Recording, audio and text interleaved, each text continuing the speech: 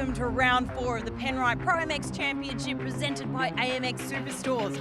We are at a track rich in motocross history. Gillman, South Australia, located just under 20 kilometres north of Adelaide, the city of churches. Hello, I'm Kate Peck. On today's show, all the action from the Pirelli MX2 class and the Max's MX3 class. So sit back, relax, and enjoy all the off-road mayhem. Yeah, it's a bit of a tough one at the moment, isn't it? For the entire field, there's not one rider out there that hasn't had something, you know, whether it's just a bit of a mistake or something, you know, within these races that really slowed them up. Let's have a quick look at this lineup. We'll go quickly through Wilson, Todd, Noah Ferguson, Reese Budd, Jesse Dobson, Larwood, Kingsford, Rogers, Malkowitz is back out there, Constantino and Fox, as we get set for the start of this Moto number 2. Who will launch out first? The Honda up the inside last time did it so well, but he's been pinched out massively this time, and it is our... once again.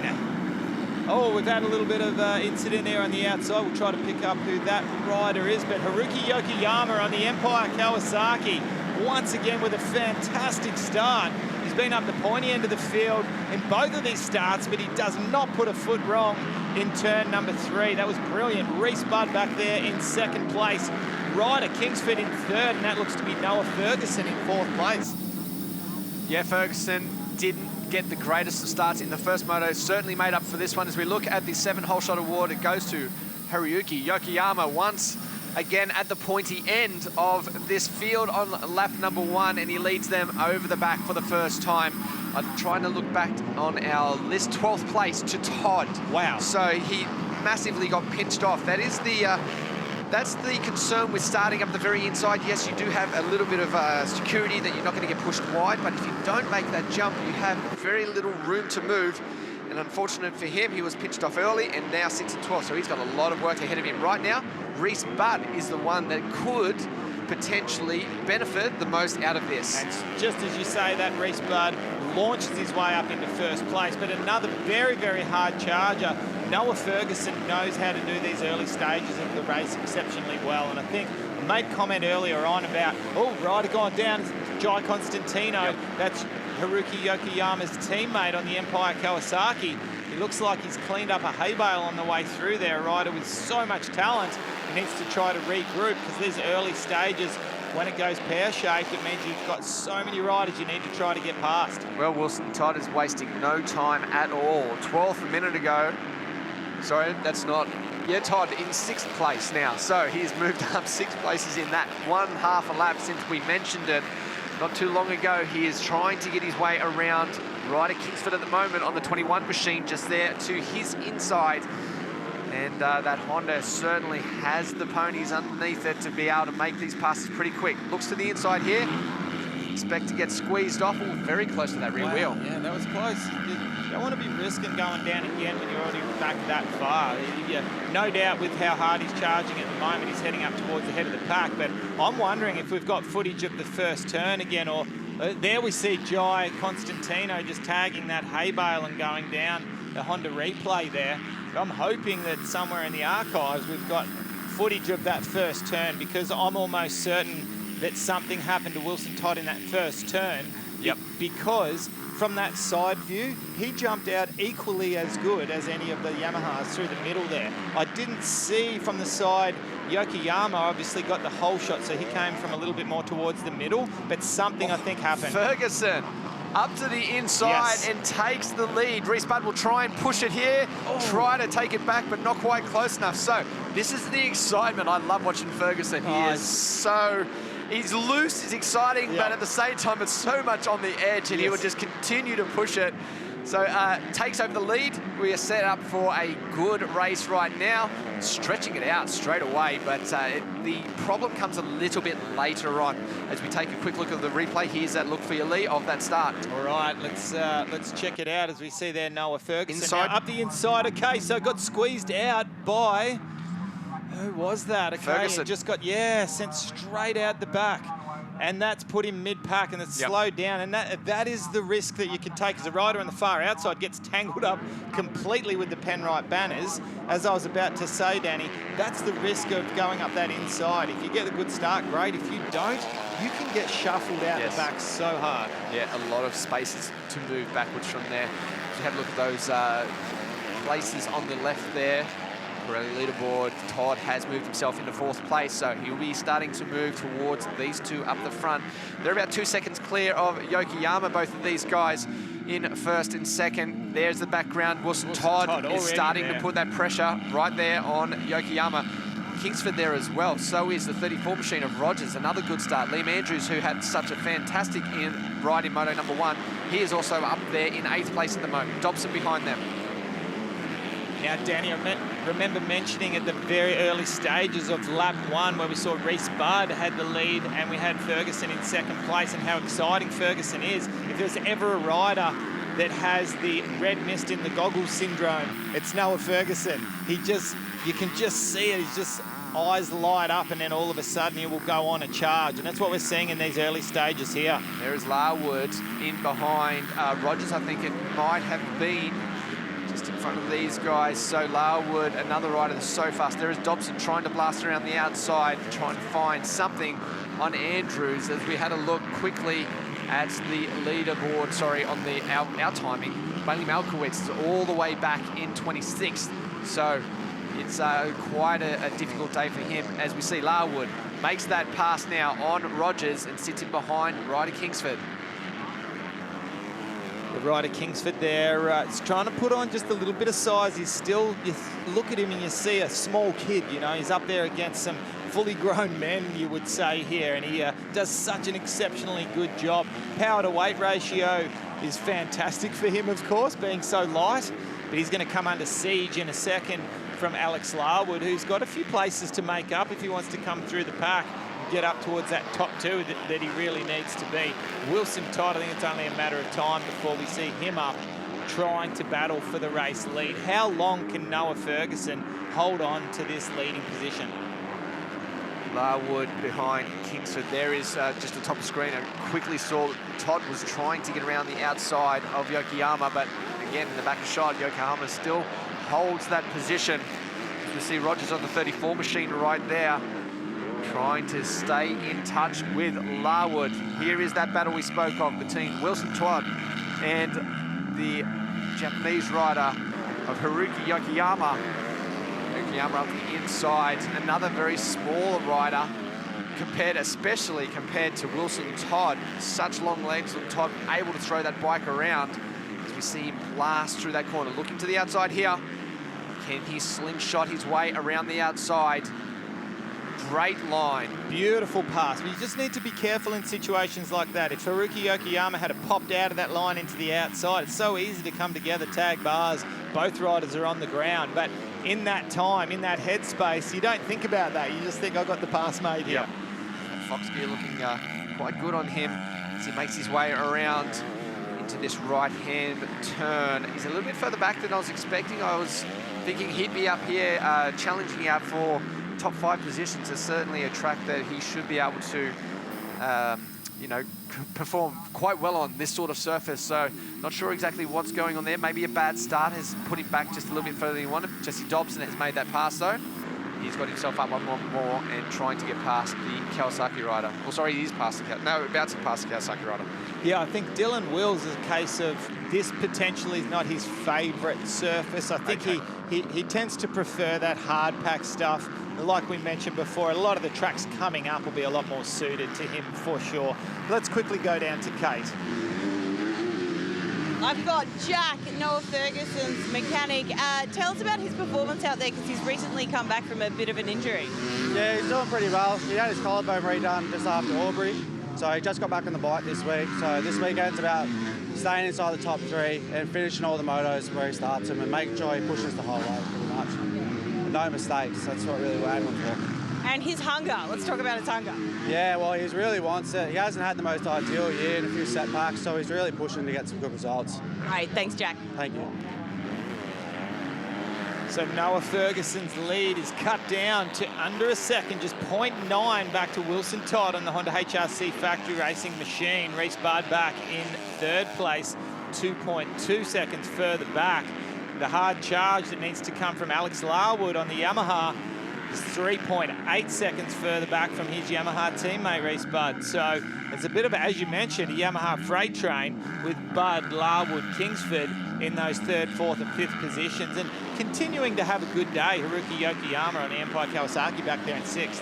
Well, this will really test, well, I was going to say this is going to test Ferguson, but the pass possibly, wow. Oh. I was going to say the pass is possibly already made, but Ferguson has fought back.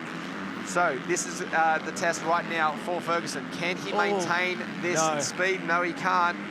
You know, it's probably a smarter move just to let's jump into that position and have a look and see what our race leader is doing. See if he can pick up anything that's going to be an advantage to him. Well, I was going to say, Danny Ham, this is a chance potentially, if he still has enough energy in the tank, to do what he did in practice and qualifying and be a serial pest to Wilson Todd. And when I say serial pest, I mean in the utmost respect, because he did a fantastic job. And of course, we're having a look at the Honda replay here and the pass being set up from Wilson Todd. He is all over the track, left to the right, finally goes to the inside and makes the pass. A little bit of a turn of the helmet to the right-hand side so he doesn't get too much roost. But just getting back to, of course, I don't mean any disrespect there when I called him a serial pest.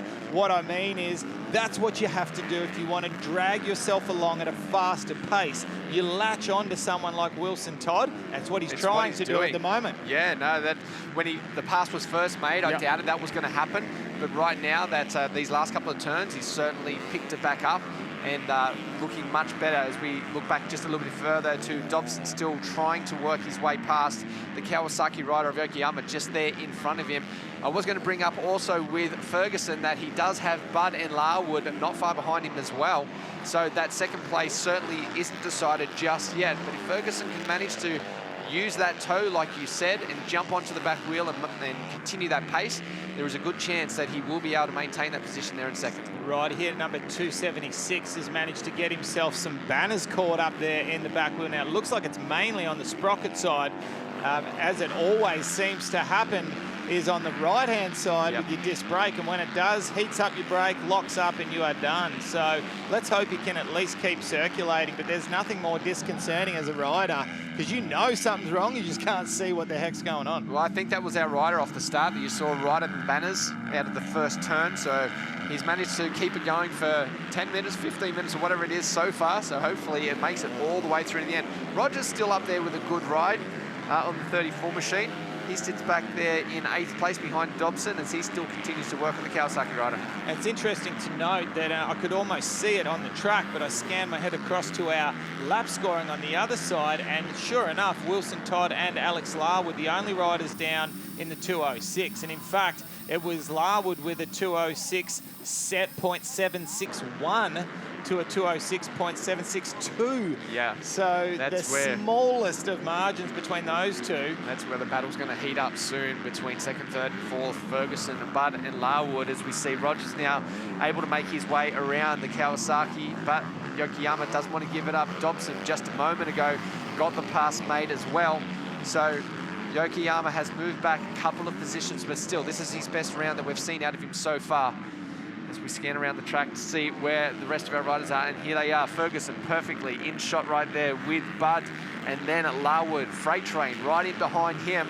So this is where the battle will be for the next few laps. 8 minutes left in this moto, and still a lot of time for these guys to sort out exactly where they are. Ferguson's still pretty strong though at the moment. He's looking strong, but out of the trio here, I think of Larwood as the mentally and physically strongest, and I think of Reese Budd in the middle, and I think Ferguson is possibly the one that seems to go the fastest at the start of the track, but his weakest link seems to be this last little part of the race. So let's see if I can get this one right, Danny.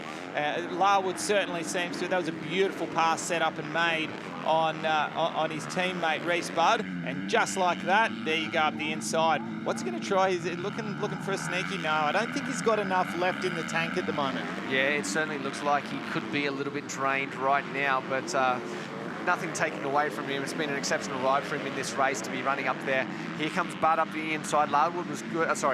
Ferguson was good coming into that corner. We saw that before when Todd challenged him. But Bud, I feel, is not going to be too long before we see him make the pass.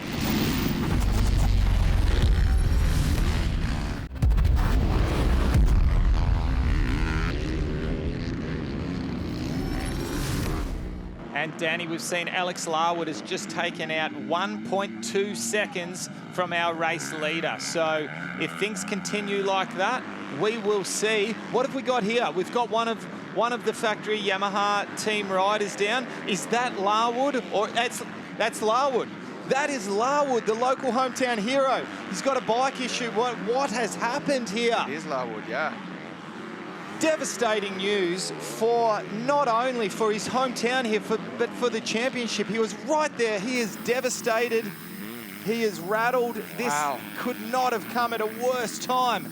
Right when he just took off over a second off the race leader. Is that a bike blow up, or he was looking down? Is there something wrong with the rear wheel? We'll try to find out, but it's looking like he's not hurt. He doesn't have dirt on a shoulder or a helmet visor off. It's looking like a bike issue, but we'll try to... Yeah, I wonder if Kate's anywhere near that. Pushing the bike. Yeah, that's right near the mechanics area. Yeah, it's certainly not a wheel. It's got to be an engine. I would be. And we're only speculating. Speculating, but knowing, I'm going to be very surprised if this has been a crash from him. He just he doesn't crash in critical situations like this on the truck. I'll be very, very surprised. Well, that now relegates Ferguson into second place. So a second ago, they were fighting for the final spot on the podium in this particular race. As we head down to Kate and see if we can get a little bit more information as to what happened. Yeah, I've got Noah, Alex Larwood's mechanic here. Noah, what can you tell us about what's happened? There's just somehow coming through this section here, snapped a chain, so... Oh, just a chain. Fortunately, that's him out. Oh, wow. A snapped chain of all things. I mean, it's so rare for something like that to happen, and it's not something that you can really say, oh, you know, it's mechanic's fault, rider's fault. It's just... That is a freak thing. Yeah. You know, as well as I do, Danny, for how we ride, we could do a whole year on a chain that really should have been thrown out, and it'll stay on the bike right the way through. These guys put a new chain on every 1 or 2 events. Yeah. So it's got to be a rock or something like we said in the track preview. You know, there's plenty of things that are on the track that could come up and bite. So quite possible something like that. Again, only speculating, but that's just something that normally doesn't happen. As we see on screen, Ferguson still managing to hold on to that position. Their times, again, have slowed down just that fraction more, but Reece Budd has not been able to do anything to get past just yet.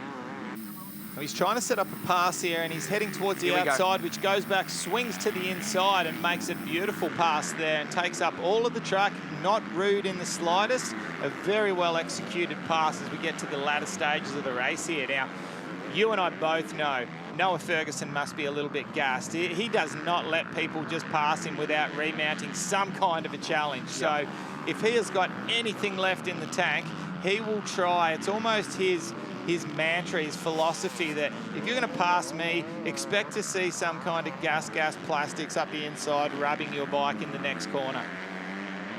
We are at closing stages of this race. 2 minutes left to go on the clock. The leader should be heading down sort of towards the finish line, so I would think we're going to be around about 3 more laps as we have a look at this pass again. Nice setup from outside, swings back to the inside, and then all the way across to the outside to make sure that pass stuck. Smooth line, and right on the edge of the track where he went there, there's no kicker on the jump there that we've seen catch so many people out today.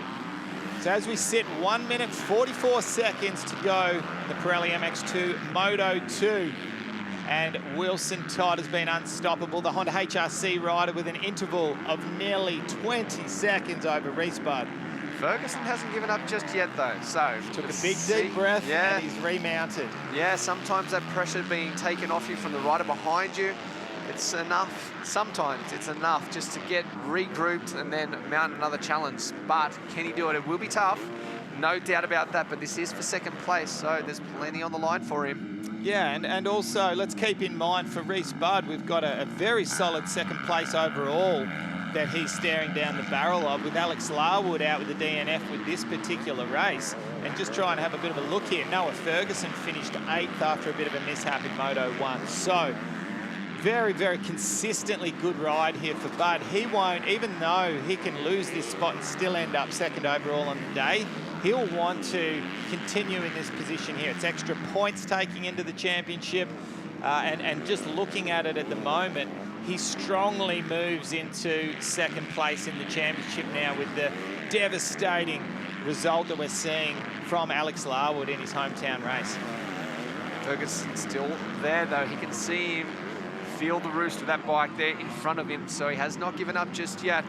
So our race leader's probably going to receive the last lap board around this time around. 15 seconds on the clock, 20 seconds in front. I reckon he'll be almost there. I don't think we'll see an extra lap in it, so it's going to come down to this next lap as to who will maintain that position. Ferguson, yeah, lost Ferguson there. He was out of screen. Well, even his body position, just coming out of that Mount Shade corner, he looked like his whole posture, he just relaxed a little bit, lost his intensity just a tad, but then straight away at the click of a fingers, he's straight back into charging mode once again. And he's the kind of rider that you can so easily see the difference between the two, when he's in cruise mode or when he's in charge mode. Last lap board is out for our race leader, 21.5 seconds. Oh. Man, that is a statement, isn't it, Lee, to be leading by so much. This is a part where Ferguson was fast last time, but super fast. This wide line, as we take another Honda replay just here, that is Dylan Wills, and who's off track there? Exit stage right there, we had a rider. 75.4, that is Jason Cosford. Yeah. So not the line, not an ideal line.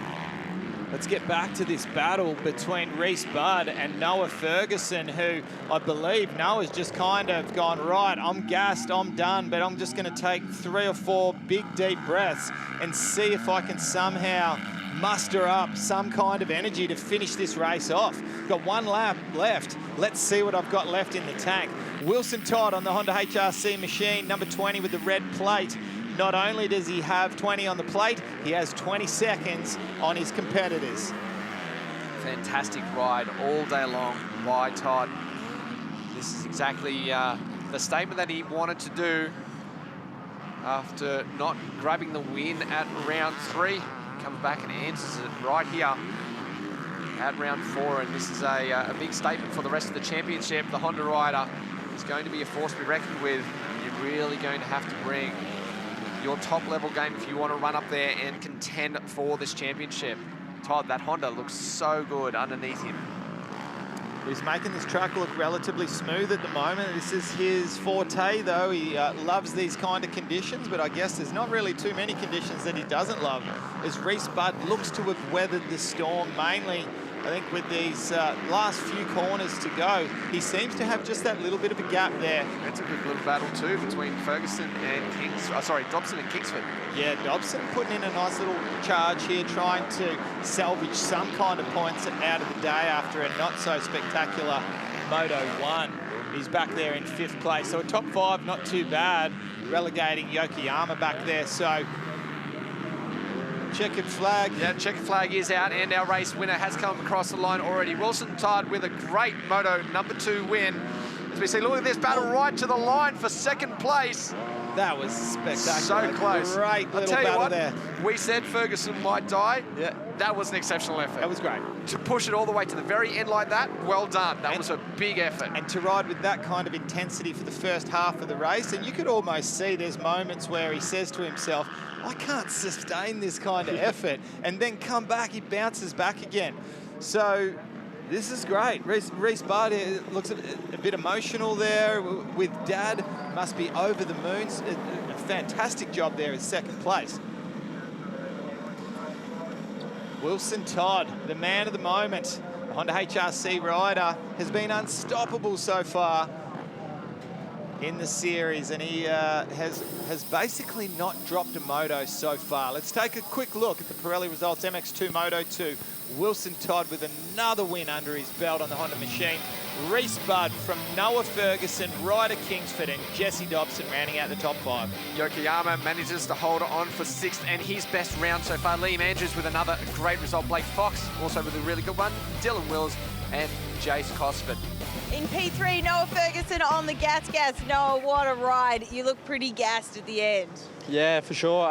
The lack of no riding for the last 4 weeks because of injuries, so I'm pretty buggered at the moment, but it's good rebound, so finally getting results that I want to be on the podium, so hopefully follow into the next round. Yeah, well done, Noah. Congratulations. And in P2, Reese Budd on the Yamaha. That must have been quite an emotional position too. Tell us about it. Yeah, definitely. Coming into this round, I had 2 days on the bike. Unfortunately, I had to get surgery on a finger and get that fixed after Albury. So, like a bike time, but I come in motivated. Pretty emotional day for me, going 3-2, second overall.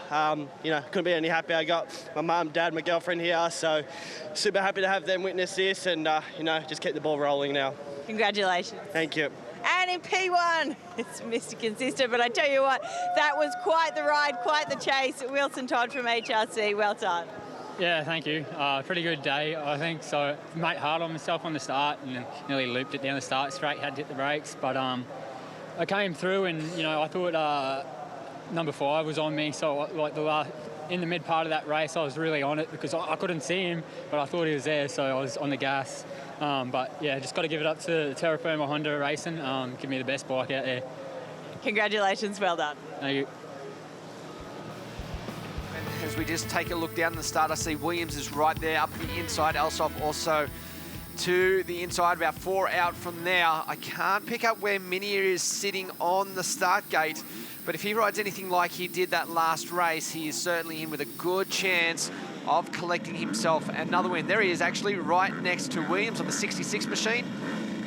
And then a few of the other riders are just a little bit wider from there as the riders settle themselves in.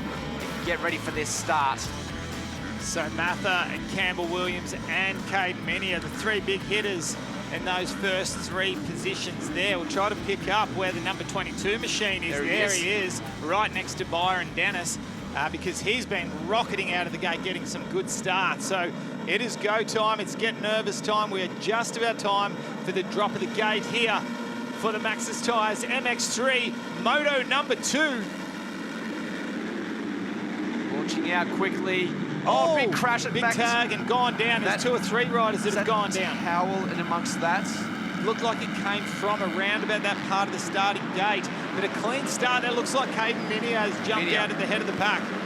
Yeah, Caden Minter with another fantastic start. This here is exactly what he needed to do. Yeah, now I can see Campbell Williams in 3rd, and once again, is that Jack Mather in 2nd place? It is. So business as usual. A great start. I'm trying to pick it up. Is that Ty Keane back there in 4th, the privateer Honda, who went down in the early stages of race 1.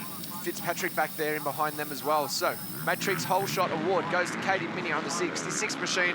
It's a perfect start to... Well, he's had his starts on point today, because remember how good his start was in that first one, which he blew the first turn? Didn't do this time.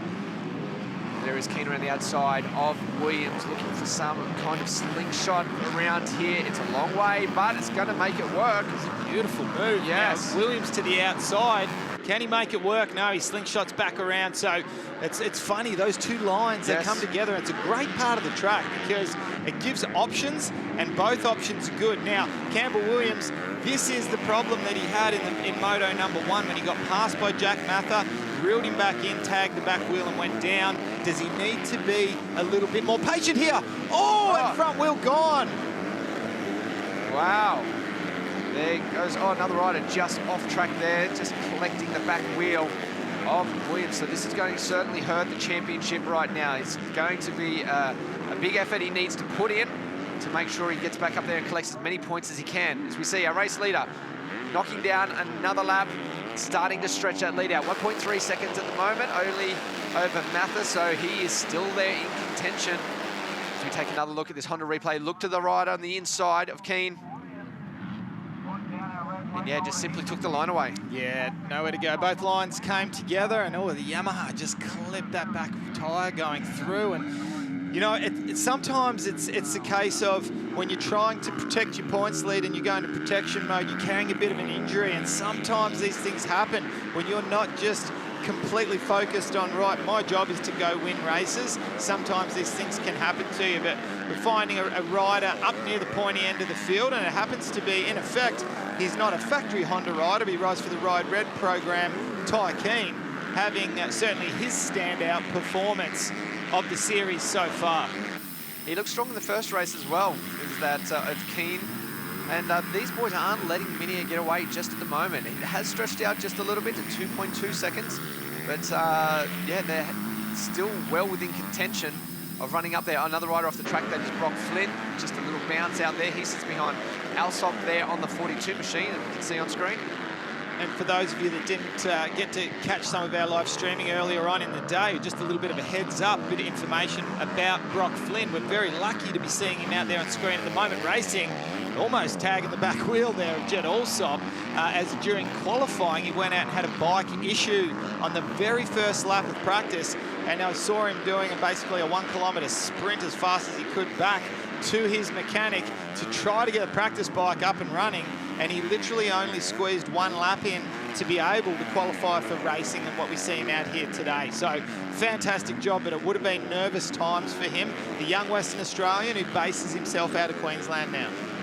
So I just glanced my eyes over at our timing screen, Lee, and I have found where Connor Towell is. He is all the way back there in 31st. He has made some passes, so he is back up and running. It must have been him that was involved in that crash in the first turn to be that far back. So unfortunate for him, after such a great start in Moto #1 and was leading for so long in that Moto as well, it looked like it was going to be a fantastic day for him, but unfortunately it's turned out a little bit worse off than was expected. It's tough going into those first turns. You've got 40 riders all trying to get in there together. You've been there plenty of times, I have as well. Things get tight in there, and there's just some things that you cannot help.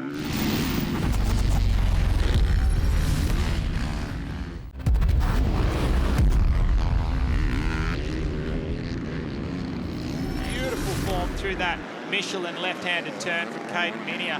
He's negotiating his way, methodically picking his way through lines here on the track. He's making it look very easy out there. Now, I know he hasn't pulled a huge gap over Jack Mather at the moment, but I honestly feel as if he's doing it relatively easy at the moment. How impressive Ty Keane back there in 3rd place, though. Yeah, it's a great ride. Fitzpatrick is not far behind them as well, only 2.4 back off the back of Keane. So this is a good little setup for the race that we're seeing here out of these top 3 riders. If we can just continue this one into the final stages of this race, it's really going to present us with something pretty exciting. I think what we've seen so far today, a lot of it anyway, is that these riders have found their own space on the track and they've spread out a little bit. So to see these guys up here starting to push each other along, it's great to see. 20 minutes plus a lap duration for the MX3 class, so 5 minutes less time out there on the track than our MX2 and our MX1 class. Now 5 minutes may not sound like too much time, but trust me, when you're out there on a track like this with how rough and bumpy and ruddy it is, it certainly makes a difference, doesn't it? Let's have a little look back a little bit further. There is Flynn on the 60 and the white and blue just coming through. Alsop on the 42 machine right there.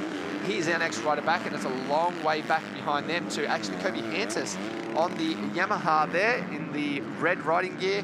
There is Kimmel Williams. So he is back there a little bit, 8th place, and plenty of work still ahead. There is Byron Dennis, also another rider that we expected to see up there crashing Moto #1. Not sure what's happened in this one, but still pushing through. Now, for any of our newbies at home, perhaps, that haven't tuned in, watched too much of our sport of motocross, or in particular, this MX3 class, keep your eyes peeled for these yellow numbers on the bike right here.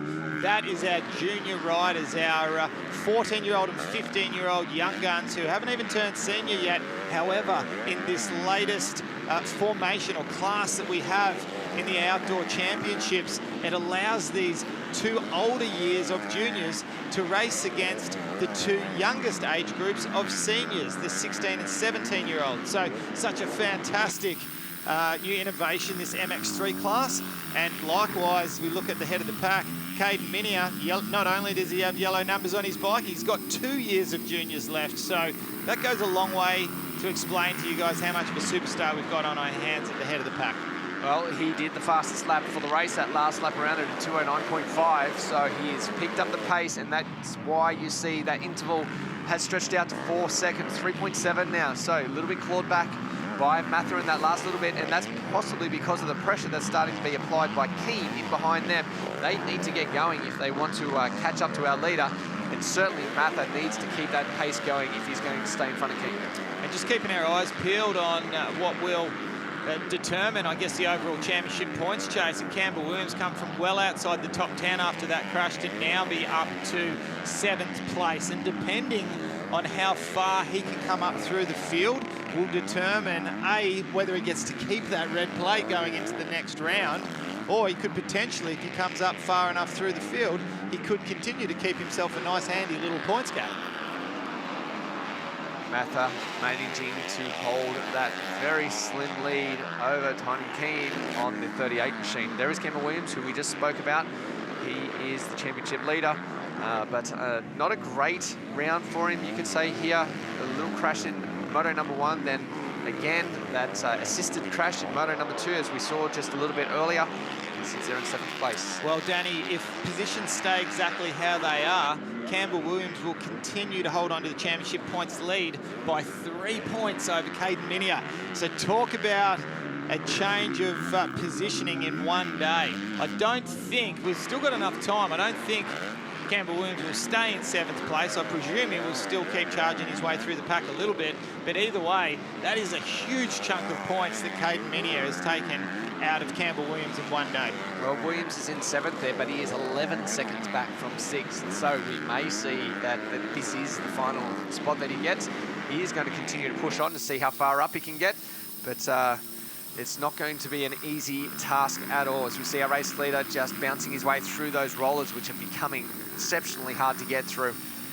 There is our 2nd place of Mather, who is now starting to open up that lead just a little bit. Mather still sits there in 2nd place, Keen in 3rd, 0.087. Can they be any closer? In fact, Keen has made that pass.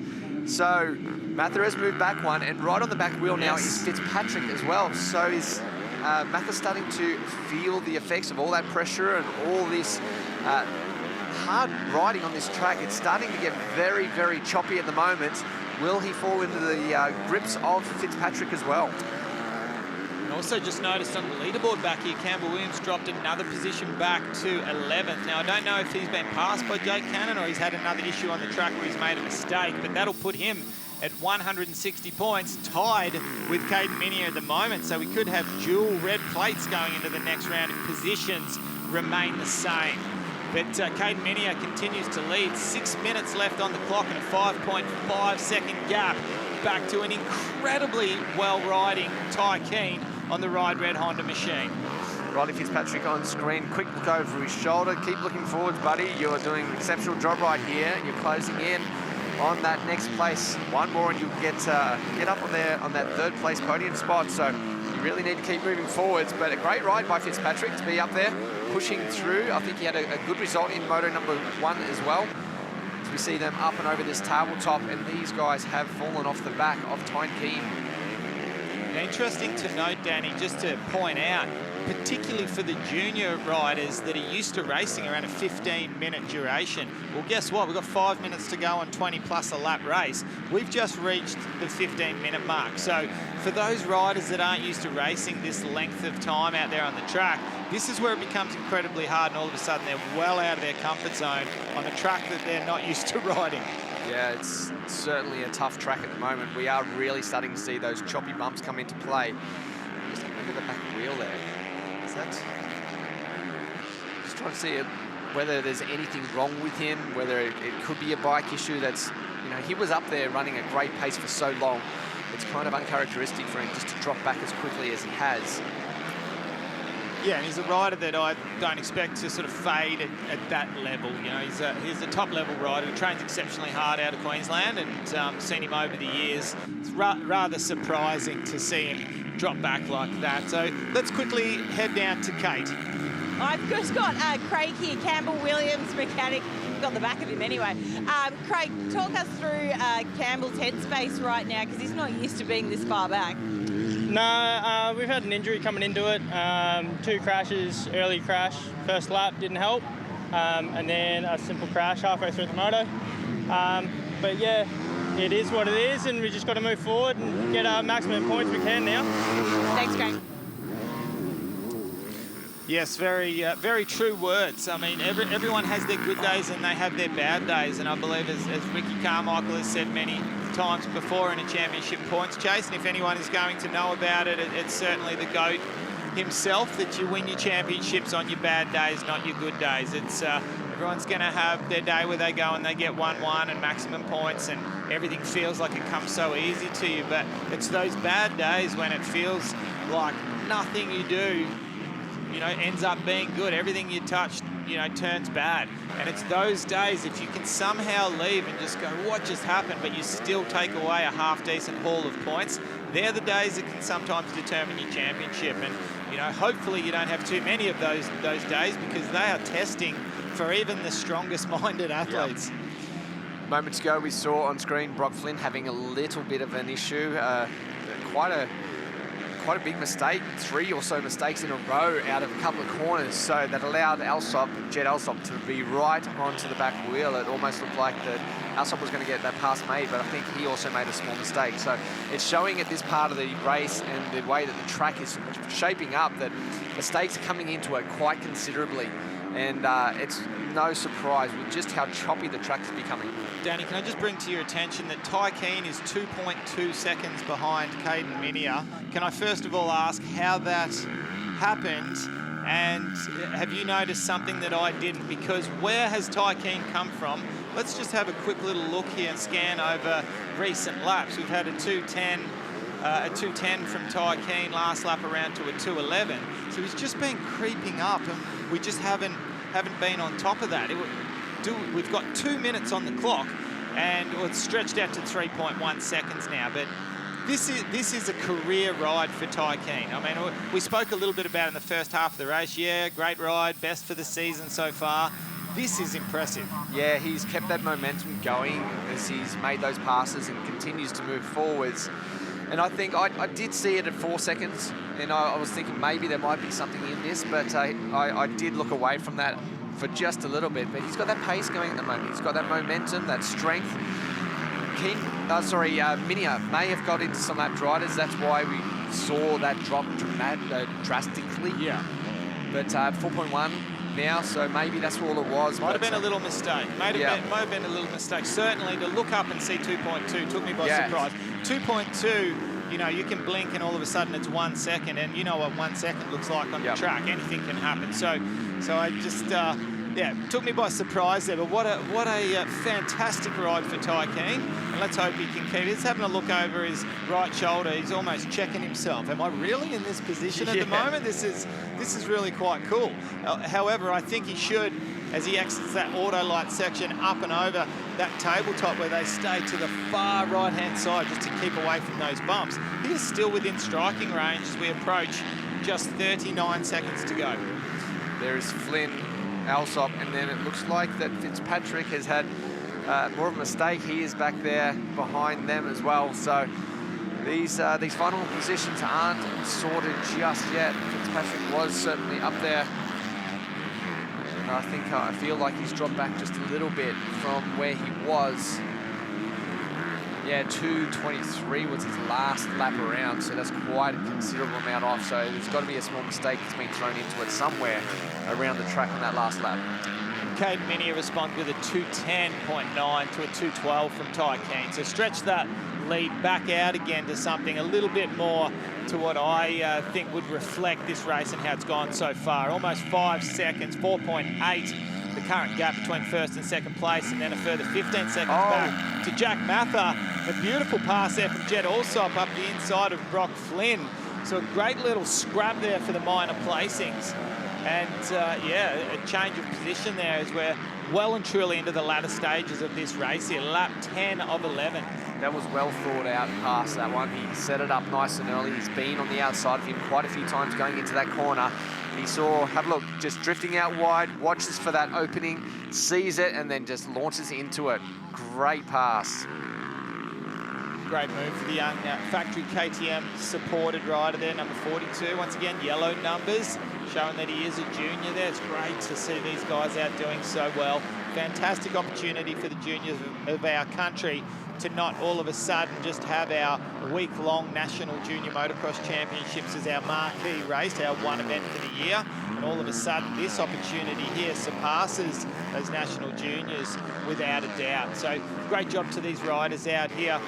And won't be too long and we'll get a little bit of vision of this final half lap of Caden Minter's, as he would be well and truly circulating around with over a 5-second gap now, heading towards that checkered flag. A rider had a little bit of a mishap there, bit of an adjustment of the clutch as he gets back up and tries to remount, try to finish off the race in a strong fashion.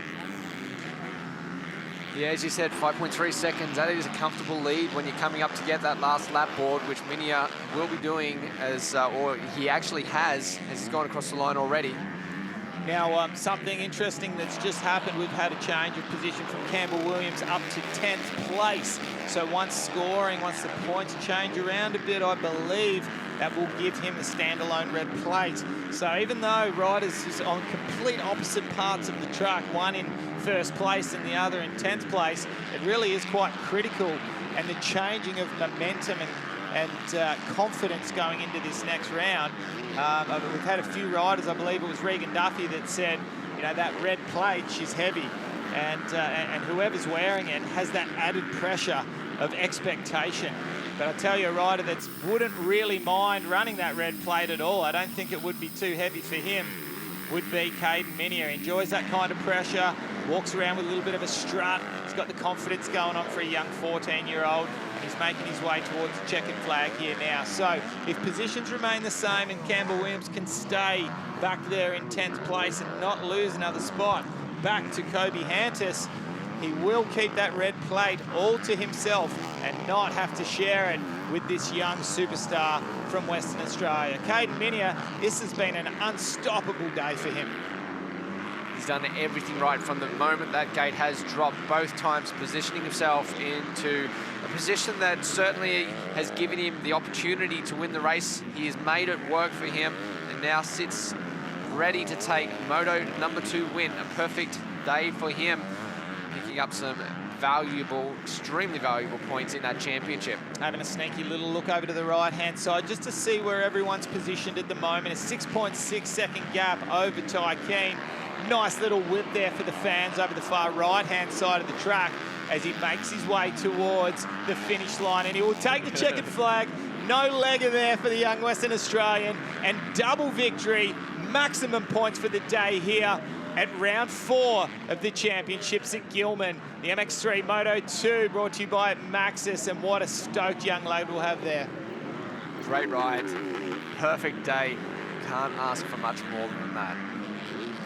Ty Keane will make his way across in second place. Jack Mather, the Queenslander, is some 18 seconds back. And there he goes through right there. After Mather will be Jet Alsop's not too far back either. Behind Alsop, Brock Flynn, who we saw in that nice little battle. And that is your top 5 here in the Maxxis MX3 for Moto 2. The track really starting to deteriorate now, form some amazing lines, and that drone shot that we saw just then, really, really good. That is Dennis on screen, making some final passes right here, just before they get to the finish line. Probably a tough round for Dennis. We saw such good speed out of him at the last round, and expected to see him up there once again at this one, but it's been a tough one for him. Byron Dennis through in 8th place, followed by Jake Cannon, and then Campbell Williams to make his way through in 10th place. So he will keep that red plate by 1 point over Caden Minter, who has made 20 points up in 1 round. And that, Danny Ham, that goes to show how the championship chase can turn around in 1 round. All right, let's take a quick look at the Maxxis Tyres results for MX3 Moto 2. Caden Minter in first place, Ty Keane in second, Jack Mather in 3rd place from Jet Alsop, and Brock Flynn. Fitzpatrick, Drew, Dennis, Cannon, Williams, all behind them, round out our top 10. And they're the places that you need to be in if you want to continue to battle it out for this championship. Looking a little bit further back, we see Rosenditch back there in 15th place. Hantus was in 11th. Jordan Minia, back there in 20th place. All right, let's quickly go down to Kate, who is with our race winners. I've got Jack Mather. It's just trying to disappear very quickly because you've just rolled in, but congratulations. It's really becoming the norm to see you here on the podium. Yeah, it's been good the last couple of runs, finally getting on the box. Had a good start that one and just stayed in third, basically. Yeah, brilliant stuff. You look like you worked really hard out there. Yeah, arm pump was pretty real, but it's a tough track and the boys are riding unreal as always, but yeah, it's good. Great stuff. All right, we'll head on over to Ty Keane in P2 and the Ride Red team on the Honda. Ty, my friend, this is a really exciting time for you. The ride was incredible, but you've never been up here before. Yeah, I'm stoked on it. I've been struggling recently this year, and it's good to be up front where I feel like I belong, and yeah, it was a fun ride. Yeah. Well done. Well, hopefully more success to come. Yeah, hopefully. Thank you. Great stuff. And Caden Minter, you again, my friend. You are obviously working very hard out there and behind the scenes. It's all paid off. You've moved to Victoria, and I think that it's all going on for you now. Yeah, after the last round, I knew something had to change. That was, yeah, a bummer. Me and Mum decided move to Victoria, train with the Ross Beaton and all his crew. And man, you can tell I've put my head down, bum up, and yeah, trained my ass off. Well, that was a superstar ride, so congratulations. Thank you. Make sure you pop into your calendars round 5 of the Penrite Oils ProMX Championships, brought to you by AMX Superstores, as it heads to Maitland in June 26th, where we enter the last half of the championship points chase. Make sure you don't miss round 5 of the My Bike Motorcycle Insurance Australian Superbike Championships, presented by Motul, as it heads to Morgan Park Raceway in Warwick, Queensland, scheduled for August 5th and 7th. And of course, make sure you check out the Nowra doubleheader, round 7 and 8 of the Yamaha Australian Off-Road Championship, presented by MX Store, which will take place on the weekend of the 6th and 7th of August. Danny Ham, what a day we have seen. I don't think we could have asked for better racing, especially in the MX1 class. It is really keeping it alive. There's plenty of riders that will contend for this championship. We've got so many more rounds to go. I cannot wait. Well, let's hope that this is a sign of things to come, that's for sure. Well, what a fantastic day's racing we've seen here at Gillman for round 4 of the Penrite Oils ProMX Championships, brought to you by AMX Superstores. On behalf of myself, Lee Hogan, Danny Ham and Kate Peck, thank you for your company. We'll see you next as we head to Maitland, New South Wales for round 5 of the championship.